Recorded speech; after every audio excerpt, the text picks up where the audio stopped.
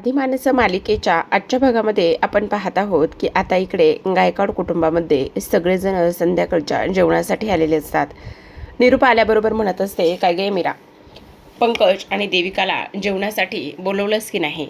तेव्हा सत्या म्हणत असतो, त्यांना भूक लागली की ते येतील ना. तसं पण इथे धूमकेतूने सगळ्यांना अगोदरच सांगितलं आहे की जेवणासाठी या म्हणून. मग त्या दोघांना स्पेशल असं सांगण्याची काय गरज आहे? त्याच वेळेला आपण पाहतो की तिथे दोघेही जण आलेले असतात, देविका आणि पंकज. ते दोघेही जण आल्याबरोबर इकडे आता ते जेवायला बसतात. त्याच वेळेला जेवायला बसल्यानंतर समोर ताटामध्ये सादर संगीताचं जेवण असतं. म्हणजे घरामध्ये चपाती भाजी डाळ भात हे जे काही आहे ते जेवण असतं. तेव्हा तो म्हणत असतो, काय हे सगळं?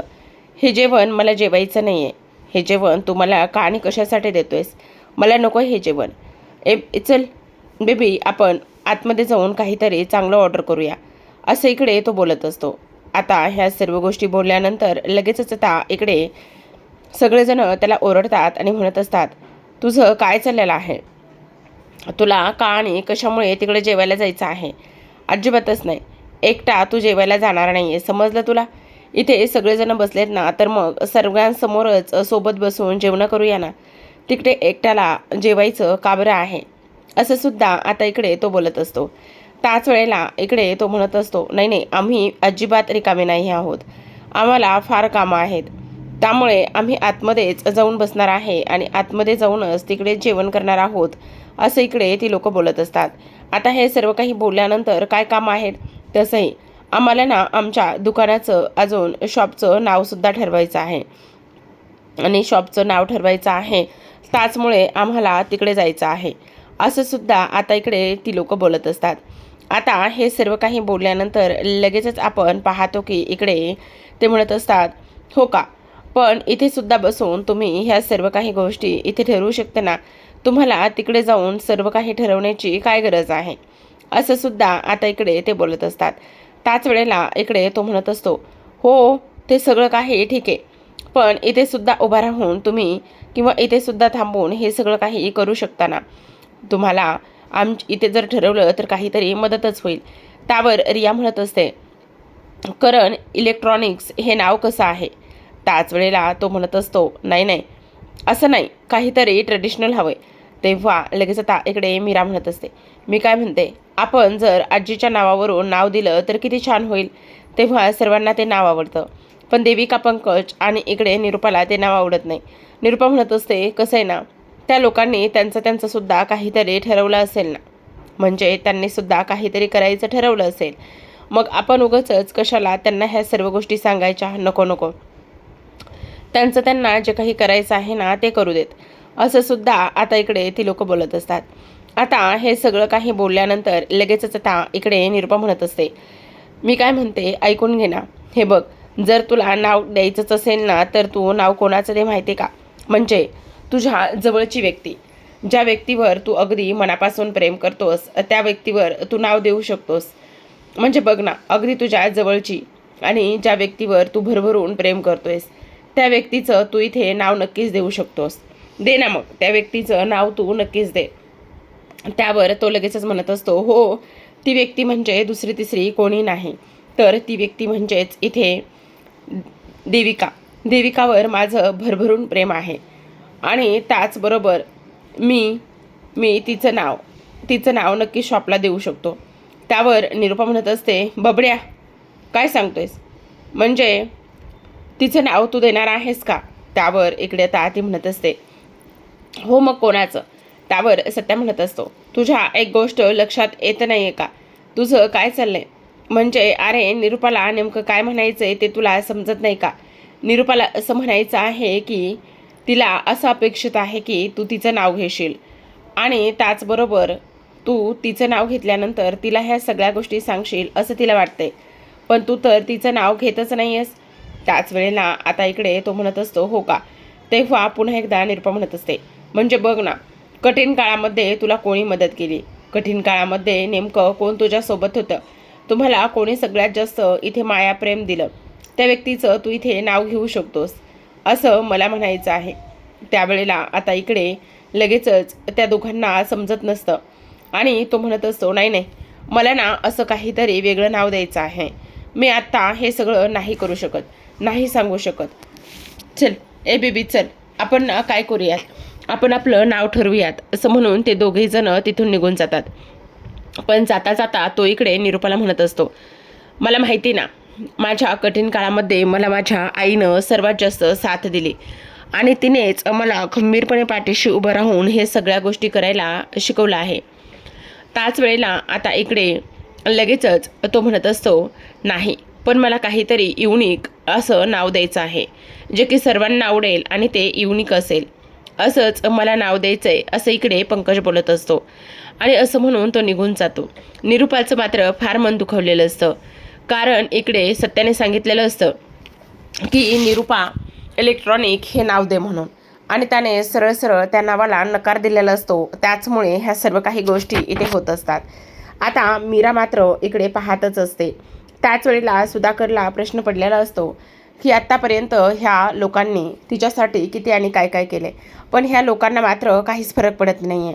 खरं तर आता सत्या म्हणत असतो, खरं तर एक गोष्ट महत्त्वाची आहे, जर ह्या पंकजच्या जागी मी जर असतो ना, तर कधीच इकडे माझ्या निरूपाचं नाव देऊन रिकामं झालं असतं. जर मला कोणी म्हटलं ना की इकडे निरूपाचं नाव तुझ्या काळजावर छातीवर कोर, तर मी ते सुद्धा करायला एका झटक्यात तयार आहे. त्याच वेळेला निरूपा म्हणत असते, खरं तर सत्याला बरोबर समजतं की माझ्या मनामध्ये काय आहे आणि मला काय हवंय ते. असं म्हटल्यानंतर सगळेजण तिच्याकडे पाहतच असतात. आता संध्याकाळची बरीच रात्र होत आलेली असते, पण निरूपा मात्र अजून झोपलेली नसते. त्याच वेळेला आता सुधाकर निरूपाकडे पाहतात आणि म्हणतात, काय गे निरूपा, काय झालंय, किती रात्र झाली, झोप ना. तोच विचार करतेस ना त्या पंकजचा आणि त्याने तुझं नाव का दिलं नाही आहे म्हणून. त्यावर निरूपा म्हणत असते, असू द्यावं, त्याने काय फरक पडतो, म्हणजे बघा ना, त्याचं पण काहीतरी त्याने ठरवलं असेल ना, काय नाव द्यायचं, काय करायचं म्हणून. त्यांची पण काहीतरी पसंती असेल ना, मग एवढा काय विचार करायचा. त्यावर इकडे आता सुधाकर म्हणत असतात, हो, पण हेच जर सत्याच्या बाबतीत झालं असतं तर बघितलंस ना, सत्याने आतापर्यंत तुला किती आणि काय काय बोललेलं आहे. त्याच वेळेला आता इकडे ती म्हणत असते, असू द्यावं, मला नाही काही वाईट वाटलं, पण तुम्हाला एक गोष्ट सांगू का, हे बघा ना, आता तो काहीतरी करतोय ना, ह्यातच मला आनंद आहे आणि त्या गोष्टी चांगल्या व्हाव्यात हीच एक इच्छा आहे. त्याच वेळेला सुधाकर म्हणत असतात, पण निरूपा, एक गोष्ट मात्र नीट लक्षात ठेव, पंकजला तू एवढ्या त्याच्या खराब कंडिशनमध्ये किंवा त्याच्या वाईट प्रसंगामध्ये तू त्याला नेहमी सावरत आलेली आहेस, पण त्याने मात्र आज सरळ सरळ तुझं नाव ठेवण्यासाठी नकार दिलाय. मग ह्याच गोष्टीतून तू शिकायला हवंस, आपलं कोण, परकं कोण, चांगलं काय, वाईट काय. पण बघ ना, सत्या नेहमीच तुझी बाजू घेतो, नेहमी तुझ्या बाजूनी बोलतो, नेहमीच त्याला तुझ्या मनात काय आहे ह्या सर्व गोष्टी समजतात, पण तू मात्र नेहमीच त्याला झिडकारून लावतेस आणि त्याचबरोबर तू त्याच्याशी अजिबात नीट बोलत नाही आहेस. असो, मला असं वाटतंय की तुला आता तरी शहाणपण येऊ, असं आता इकडे सुधाकर बोललेले असतात. आता खरं तर निरूपा विचार करत असते, हे बोलतायत त्यात पण काही चुकीचं नाही आहे, पण आता बघू तो काय नाव ठेवतोय. तर दुसऱ्या दिवशी निरूपा किचनमध्ये असते आणि त्याच आविर्भावात असते की आता काही जरी झालं ना तरीसुद्धा बबड्यासाठी आणि देविकासाठी मस्त गरमागरम चहा घेऊन जाते, म्हणजे कळेल तरी नाव काय ठेवलेलं आहे त्यांनी. आता किचनमध्ये एकटीच असलेल्या निरूपाला मीराला बोलायचं असतं, तिला त्या संधीचा फायदा घ्यायचा असतो की किचनमध्ये कोणीच नाही आहे किंवा इकडे सुद्धा कोणीच नाही आहे. मग आत्ताच आपण जाऊन ह्यांच्याशी बोलूया का त्या फोटोबद्दल आणि त्याचबरोबर ह्यांच्या बर्थ सर्टिफिकेटबद्दल, त्यांच्या जन्मतारखेबद्दल काहीतरी विचारलं पाहिजे ना, असा विचार आता इकडे मीरा करत असते. तेव्हा निरूपा चहा ओतत असते. त्याच वेळेला मीरा तिथे जाते आणि ती म्हणत असते, सासूबाई, मला तुमच्याशी थोडंसं बोलायचं आहे, मला तुमचं एक सिक्रेट माहिती झालं आहे. तेव्हा निरूपा म्हणते, कोणतं आणि कसलं सिक्रेट, पण मला आता तुझ्याशी नाही बोलायचं आहे, मी खूप कामामध्ये आहे, मला हा चहा बबड्या आणि त्याचबरोबर इकडे देविकाला द्यायचा आहे.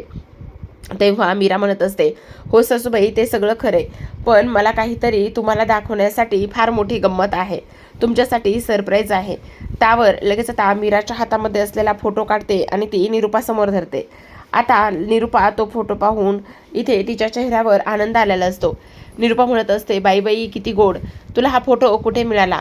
मी तेव्हा किती छान दिसत होते, बघितलंस का, बघितलंस किती किती छान दिसत होते. आणि ह्या स्पर्धेमध्ये मी जेव्हा भाग घेतला होता ना, तेव्हा मात्र मला पहिलं बक्षीस मिळालं होतं, मीच जिंकले होते. तेव्हा मीरा म्हणत असते, पण मला एक गोष्ट कळली नाही सासूबाई, तुम्ही ह्या अवस्थेमध्ये कशा काय स्टेजवर नाचलात. त्यावर निरूपा म्हणत असते, ह्या अवस्थेत म्हणजे, अगं त्यावेळेला मी दिसायचीच तशी, आतासुद्धा दिसते, पण त्यावेळेला तर अजूनच तरुण होते ना, तेव्हा अजून छान दिसायची. पण त्या अवस्थेत म्हणजे मला नाही कळलं. तेव्हा मीरा म्हणत असते, म्हणजे त्या अवस्थेत तुम्हाला कसं नाचता आलं, म्हणजे मला तर विश्वासच बसत नाही. त्यावर इकडे आता निरूपा म्हणत असते, ए गप ग, काही काय बोलायला लागलीस हां, तुला विश्वास बसो न बसो, मला त्याच्याशी काही घेणं देणं नाही आहे. आणि हे विचारणारी तू कोण ग, काय चाललंय तुझं, मला माहिती ना, मी त्या स्पर्धेमध्ये भाग घेतला होता आणि मी त्या स्पर्धेमध्ये भाग घेतल्यानंतर मी पहिल्याच क्रमांकाने त्या स्पर्धेमध्ये इथे हे झाले होते, जिंकले होते आणि त्याच वेळेला मला ते बक्षीससुद्धा मिळालं होतं, असं सुद्धा आता इकडे निरूपा बोलत असते. तेव्हा मीराला प्रश्न विचारायचा असतो, पण मीरा मात्र अडखळतच असते. तिला असं वाटत असतं, जर मी हा प्रश्न ह्यांना विचारला, जर ह्या सगळ्या गोष्टी त्यांच्या मनाला लागल्या तर मग काय होणार आहे. नाही नाही, नको नको, असा मीरा विचार करते आणि माघार घेत असते. पण निरूपा म्हणत असते, खरं तर त्यावेळेसचे ते दिवसच वेगळे होते. मी त्या स्पर्धेमध्ये भाग घेऊन खूप छान वाटत होतं मला तेव्हा. तर आता इकडे निरूपा ते दोन्ही कपाने ते उचलून घेऊन जाते, कारण त्यांना देविकाच्या खोलीत जायचं असतं. त्याच वेळेला आता इकडे मीरा तो फोटो हातामध्ये घेते आणि तिला काहीच हाती लागलेलं नसतं. इकडे पंकज आणि त्याचबरोबर इकडे देविका हे दोघेही जण आवरत असतात, कारण आज इकडे त्या शॉपचा ओपनिंगचा पहिलाच दिवस असतो. खरं तर आता इकडे पंकज जो आहे ना, त्याच्या मनामध्ये खूप सारे प्रश्न असतात. स्वतःला टाय बांधत असताना एवढा टाय आवडतो की काही विचारूच नका, जवळजवळ त्याला गळफासच लागल्याचं फील होतं असतं. आता तो टाय सोडवण्याचा प्रयत्न करतो आणि तेव्हा बेडवरच पडतो. देविका धावतच येते आणि म्हणत असते, काय झाले पंकज, काय झाले, असं का करतोयस बेबी, काय झाले तुला. तेव्हा तो म्हणत असतो, टाय टाय टाय टाय. तेव्हा देविका त्याच्याजवळ जाते आणि त्याने जो काही टाय स्वतःच्या गळ्याभोवती आवळून घेतलेला असतो तो टाय ती लूज करत असते. आणि तेव्हा ती त्याला म्हणते, बेबी काय करतोयस तू, हे वेडा आहेस का, असं कसं वागू शकतोस रे, काय चाललंय तुझं, आता तुला काय झालं असतं, काही झालं असतं तर मग मी काय करायचं. त्यावर तो म्हणत असतो, बघ ना, हे सगळं त्या सत्याने मीरामुळे झालेलं आहे. तो सत्याचाच मी विचार करत होतो आणि त्याचमुळे ह्या सर्व गोष्टी झालेल्या आहेत, असं सुद्धा आता इकडे तो बोलतो. तेव्हा देविका म्हणत असते, त्या सत्याचा आणि त्यांचा काय संबंध. त्यावर इकडे तो म्हणत असतो, बघ ना, मला माझ्या शॉपचं नाव ठरवायचं आहे, तर मग ही लोक माझ्या शॉपचं नाव का बरं ठरवतील, ह्या लोकांचा काय बरं संबंध आहे, मला जे नाव ठरवायचं आहे तेच मी ठरवेल ना. त्यावर देविका त्याला समजवते आणि म्हणत असते, हे बघ बेबी, मी तुला काय सांगते ते तू नीट ऐक. शॉपचं नाव काय आहे ह्या गोष्टी मॅटर करत नाही आहेत. आतापर्यंत आईने आपल्याला खूप सपोर्ट केलेला आहे. सगळ्यांच्या गुडबुकमध्ये राहायचं असेल आणि सगळ्यांना आपल्याला सगळेजण चांगले म्हणायचे असतील तर काय फरक पडतो जर आपण त्यांचं नाव त्या शॉपला दिलं तर. असू देत, आपण निरूपा इलेक्ट्रॉनिक हेच नाव देऊयात, असं आता देविका सांगत असते. त्याच वेळेला आपण पाहतो की इकडे आता निरूपा चहा घेऊन आलेली असते. जेव्हा निरूपा चहा घेऊन येत असते त्याच वेळेला निरूपा वाटेतच विचार करत असते, मला आता पूर्ण खात्री आहे की जो काही बबड्या आहे ना, तर त्याने माझंच नाव दिलेलं असेल, बघूयात ना आता जाऊन. तेव्हा ती लगेचच आतमध्ये येते आणि म्हणत असते, बबड्या, देविका, हे घे, चहा आणलेला आहे तुमच्यासाठी. आणि काय रे, मला एक गोष्ट सांगा, तुम्ही नाव ठरवलं ना, काय नाव ठरवलं. आणि त्याच वेळेला इकडे आता देविका म्हणत असते, हो आई, तुमचंच नाव ठरवलं आहे, खरं तर ते सरप्राईज आहे, असं इकडे ती बोलत असते. त्याच वेळेला निरूपा म्हणत असते, मला पूर्ण खात्री आहे ना की तुम्ही नाव काय ठरवलं असेल. त्याच वेळेला पंकज म्हणत असतो, नाहीतरी इतर लोकच नाव ठरवून रिकामे झालेत, आम्हाला कोणी तो चान्ससुद्धा दिला नाही आहे, मग आता काय बोलायचं. त्याच वेळेला निरूपा मनामध्येच विचार करते, बबड्या जरी आत्ता कितीही कसाही जरी बोलत असला ना, तरी माझा पूर्ण विश्वास आहे की त्याने त्या शॉपला माझंच नाव दिलेलं असेल, कारण त्याचा माझ्यावर फार जीव आहे आणि आत्तापर्यंत मी त्याच्यासोबत बऱ्याच काही गोष्टी ते केलेल्या आहेत ना, त्याचमुळे. आता इकडे दुसऱ्या बाजूला आपण पाहतो की सत्या त्याच्या खोलीमध्ये असतो. त्याने बेडवरती बरेच असे शर्ट काढून ठेवलेले असतात आणि त्यातीलच एक शर्ट त्याला आज घालायचा असतो, कारण आज बबड्याच्या ओपनिंगचा दिवस आहे. आणि बबड्याच्या ओपनिंगचा दिवस असल्या कारणाने आता लगेचच इकडे ती लोक विचार करत असतात, आपण चांगलं दिसायला पाहिजे म्हणूनच. त्याच वेळेला आता हा शर्ट घालू की तो शर्ट घालू, तो शर्ट घालू की हा शर्ट घालू, ह्याच गोंधळामध्ये दोघेही जण असतात. पण तेवढ्यातच मीरा येते. मीराच्या हातामध्ये तो फोटो असतो. आता लगेचच इकडे मीरा म्हणत असते, अहो तुमचं काय चाललंय? तेव्हा आता इकडे सत्या म्हणत असतो, अगं हे काय धुमकेतू, तू अजून आवरलं नाही आहेस? तेव्हा ती म्हणत असते, का काय झालं? अगं आवर पटकन, आपल्याला बबड्याच्या शॉपच्या ओपनिंगला जायचं आहे ना. तेव्हा मीरा म्हणत असते, हो हो जायचं आहे ना, आवरतेच आहे मी, पण तुमचं काय चाललंय? त्यावर तो म्हणत असतो, बघ ना धुमकेतू, मला कळतच नाहीये, म्हणजे मी कोणता शर्ट घालू आणि काय करू ह्या गोष्टी मला इथे समजतच नाहीयेत, सांग ना तू. त्यावर मीरा म्हणत असते, काय हो तुम्ही पण, घाला ना कोणताही. तेव्हा इकडे आता तो म्हणत असतो, पण सांग ना, हा घालू की हा घालू? तेव्हा मीरा म्हणत असते, तुम्ही कोणताही जरी घातला ना तरीसुद्धा तो तुम्हाला छानच दिसणार आहे, तुम्ही त्याची नका काळजी करू, असं सुद्धा ती इथे बोलत असते. त्याच वेळेला आता इकडे तो म्हणत असतो, बरं बरं ठीक आहे, पण धुमकेतू, मी आता तुला एक साडी कपाटातून काढून देतो, तू आज मी म्हणेल ती साडी नेसायची. त्याच वेळेला आता इकडे मीरा म्हणत असते, हो हो चालेल ना, द्या काढून. असं म्हणून आता सत्या ताबडतोब कपाट उघडतो. आता जेव्हा तो कपाट उघडतो तेव्हा मीराच्या हातामध्ये एक फोटो असतो. तो फोटो इकडे निरूपा डान्स करतानाचा असतो आणि तो फोटो मीराच्या हातातून खाली पडतो. आता फोटो खाली पडल्यानंतर मीराला मात्र फारच टेन्शन आलेलं असतं की हा फोटो तर खाली पडलाय, आता जर हा फोटो ह्यांनी पाहिला तर काय होईल. तेव्हा सत्या तो फोटो हातामध्ये उचलून घेतो. त्याच वेळेला मीरा धावतच जाते आणि सत्याच्या हातून तो फोटो काढून घेते.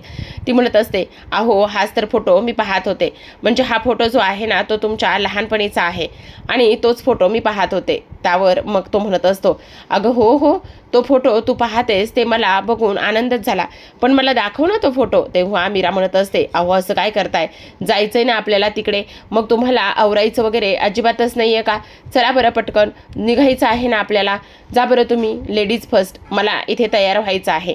असं म्हणून आता मीराने सरळ सरळ सत्याला त्या खोलीतून बाहेरच हाकलून दिलेलं असतं. तर आता प्रेक्षकांनो, इकडे सगळेजण छान तयार झालेले असतात आणि सगळेजण छान असे तयार होऊन पंकजच्या इथे दुकानावरती आलेले असतात. आता जेव्हा ओपनिंग असते तेव्हा मात्र निरूपा इलेक्ट्रॉनिक हेच नाव इकडे शॉपला देण्यात आलेलं असतं. हे नाव शॉपला दिल्यानंतर इकडे सगळेजण फार आनंदात असतात. निरूपाला तर प्रचंड आनंद झालेला असतो. निरूपाचा आनंद मात्र गगनातच मावत नसतो. आता इकडे चेअरवर लाल कपडा टाकलेला असतो आणि चेअरवरती लाल कपडा टाकल्यानंतर लगेचच आता सगळेजण जो काही आपला पंकज आहे त्या पंकजचं ग्रँड वेलकम करतात आणि ग्रँड वेलकम करूनच आता पंकजला त्या चेअरवरती ही लोक बसवत असतात आणि तेव्हा सगळेजण फारच आनंदात असतात. रिया, रवी, निरूपा, त्याचबरोबर सुधाकर आणि सगळ्यात महत्त्वाचं म्हणजे सत्या आणि मीरा हे सगळेजण तिथे असतात. खरं तर हा जो काही बिझनेस आहे त्याचा हा बिझनेस फक्त आणि फक्त इथे सत्यामुळे मिळालेला आहे. सत्याला त्या काकांनी मदत केली आणि त्याचमुळे इकडे हा जो काही बिझनेस आहे तो त्याला मिळालेला आहे, असं इथे झालेलं असतं. आता सगळेजण फार आनंदात असतात. इकडे तर जो काही आपला पंकज आहे त्या पंकजला कधी एकदाच त्या खुर्चीवर बसतोय आणि कधी एकदाचे बसल्या बसल्या AC खोलीमध्ये बसून पैसे कमवतोय, असंच झालेलं असतं. तर आता प्रेक्षकांनो, आजच्या भागामध्ये एवढंच. उद्याच्या भागामध्ये आपण पाहतो की आता शॉपचं ओपनिंग झालेलं असतं. मग त्याची भवानी करण्यासाठी मीराने एक घरगुती मिक्सर खरेदी करायला असतो. त्याच वेळेला निरूपा मात्र तिचा अपमान करते आणि म्हणत असते, अगे असा भंगार मिक्सर खरेदी करून माझ्या बबड्याच्या दुकानाची भवानी करणार आहेस का? इकडे बघ, त्या रियाच्या बाबाने एवढा मोठा AC खरेदी केलाय, जवळपास 1.5 लाखाचा चेक दिलेला आहे आणि तू अशी खरेदी करणार आहेस का? असं म्हणूनच तिला आता टोमणा मारलेला असतो. पण मीरा काही मात्र फारसं मनावर घेत नाही. आणि त्याच वेळेला प्रेक्षकांनो, आपण पाहतो की हा 1.5 लाखाचा चेक घेतल्यानंतर आता इकडे देविकाला फारच आनंद झालेला असतो. ती तर त्या पैशाकडे पाहतच असते. आता हा जो काही बिझनेस इकडे देविका आणि त्याचबरोबर पंकज करतायत, तो पंकज म्हणजे लाखाचे 12,000 होतील की लाखाचे 10 लाख करून दाखवेल हे पाहणं फारच इंटरेस्टिंग असणार आहे. तर अशाच नवनवीन मालिकांच्या अपडेट्स जाणून घ्यायचे असेल, पाहायचे असेल तर नक्की चॅनलला सबस्क्राईब करा. भेटूयात उद्याच्या भागात. तोपर्यंत धन्यवाद.